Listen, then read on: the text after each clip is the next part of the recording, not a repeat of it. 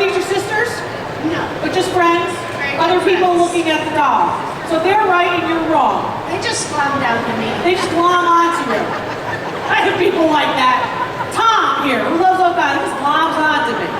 I'm kidding. I'm totally kidding. Tom's a good guy. So you got this doll, it's mom, you got a picture of mom, and you want to know, is it worth something?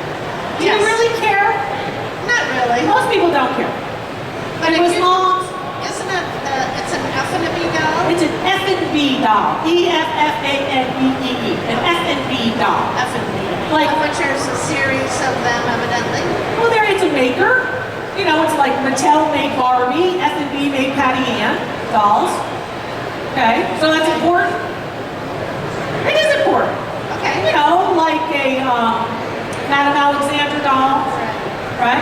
So it's an F&B doll. You can see F&B dolls on my website at drloriv.com.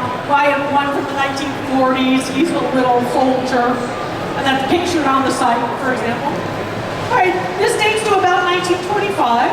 Okay. To about 1935. What's she made of? Is she brass? No. Is she chocolate? No. What's she made of? Well, plastic. Plastic vinyl. It's a vinyl doll. She's got jointed arms. They stopped jointed arms about World War II. So now you can date your piece earlier. It's what you need is facts. So you know, they stopped doing X at this particular time. They stopped doing Y at this particular time in terms of manufacture. So that's why when someone says, oh, the F&B dolls all have jointed arms, that's really not true. But, you know, we take this as gospel because we found it on a web page somewhere. You know, I'm 125 pounds on the internet. You know, it's not always true. You know, you have to have the information as well. What's your question, Kirsten? What about the eyes closing? The eyes are open and closed. That means the weight inside the eyes actually is still working. Sometimes you have these dolls, they come to my appraiser show and they're like this. And they don't move. Because they've been in the attic and the weights have actually burned out or dried up. That actually is introduced early 20th century, 1910. Yours is not that early.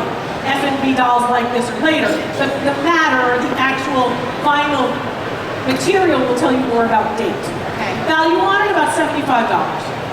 Now, do you care about the value? No. It's mom's, Yeah. right? How many of you are cleaning out an estate? Or you've ever cleaned out an estate? Some people say, oh, Dr. Lori, we need you to come do the in-home appraisal, or we want to send you pictures through our priority service, or whatever it might be. Right? And some people will say, well, when I'm cleaning out this estate, I want to keep everything of my mother's. I love my mother, right? You can't keep it all. So I always talk about the power of 10. Choose 10 objects that you just can't part with that belong to that person. Start with those. Should they be the most valuable? Yes, some of them should be the most valuable. The wedding ring, the portrait, the artwork, a good piece of furniture, the rocking chair, whatever it might be. But those other 7 or 8 objects to make up 10 should be anything you want, but once you hit 10 of those objects that belong to mom or grandma or Aunt Helen, I want you to stop and say, okay, I've got my 10. I'm happy with these. The rest have to be parted with. Okay? It is difficult to do because you want to connect with everything. It's emotional. And if you can't, try not to clean out that estate within 6 months of that person dying.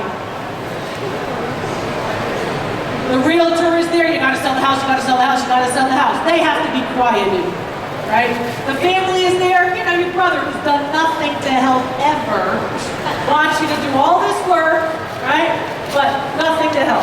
So I want you to see if you can buy some time for yourself and then remember the power of 10. 10 objects and stop. Make sure you have an appraisal.